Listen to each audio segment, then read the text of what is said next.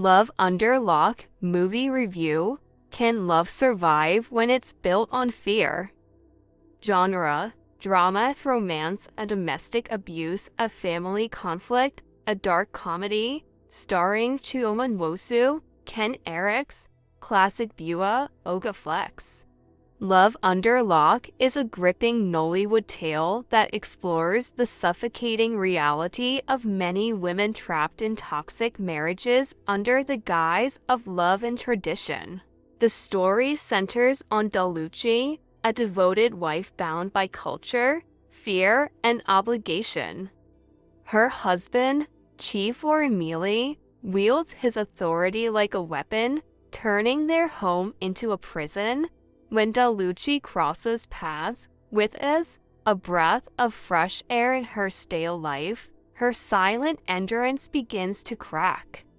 But as she dares to take back her freedom, the consequences spiral out of control, and a shocking twist leaves viewers questioning everything.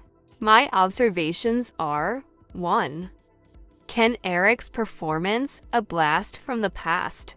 It was refreshing to see Ken Eriks back on screen.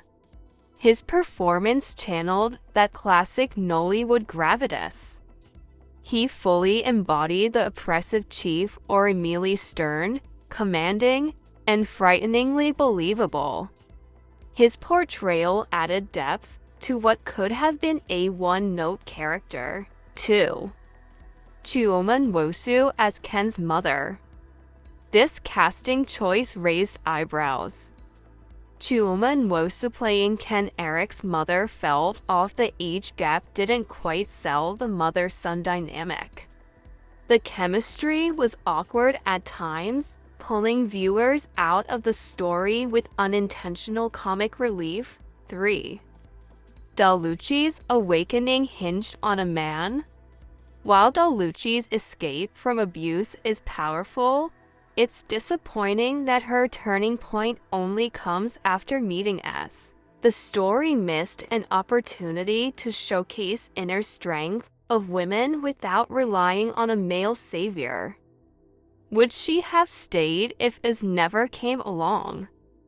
This was an opportunity for the movie to make an impact.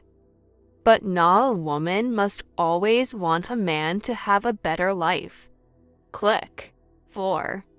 Cinematography and sound design. The visuals were decent. Some symbolic shots stood out, like Daluchi sitting alone in the dark, framed behind window bars. However, the audio mix struggled in a few scenes, especially during emotional monologues where music clashed with dialogue. Lessons learned from this movie: 1. Silence is not strength. Enduring abuse in silence is often mistaken for loyalty or cultural duty. Daluchi's story shows the emotional cost of that silence. 2.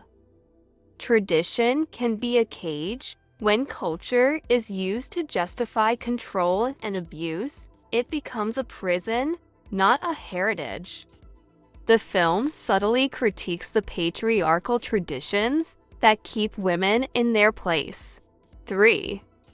Help often comes from unlikely places. While Ez's presence sparked change, the film also highlighted how community, or even a stranger, can be the catalyst for transformation.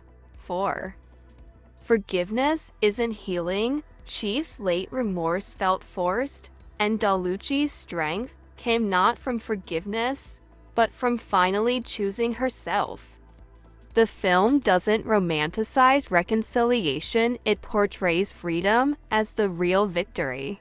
Final thoughts on this movie: Love Under Lock has a compelling premise and delivers a socially relevant message. While the plot stumbles in a few areas, especially in character development and pacing, it still manages to spark critical conversations about emotional abuse, gender roles, and societal complicity. With better writing and more consistent tone, this would have been a beautiful story. We see many people today leaving marriages that cause them pain or emotionally abuse their identity on a daily basis. These individuals don't wait for a man's validation or for another relationship to rescue them, they choose themselves and leave. I will give this movie 4/10. But this movie portrayed something completely different. The woman had to wait for a man to come into her life before she could leave her clearly abusive marriage.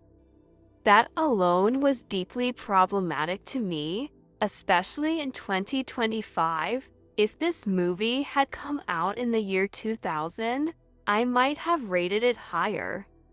But in today's world, where women's agency and independence are increasingly acknowledged and celebrated, this storyline feels outdated and regressive.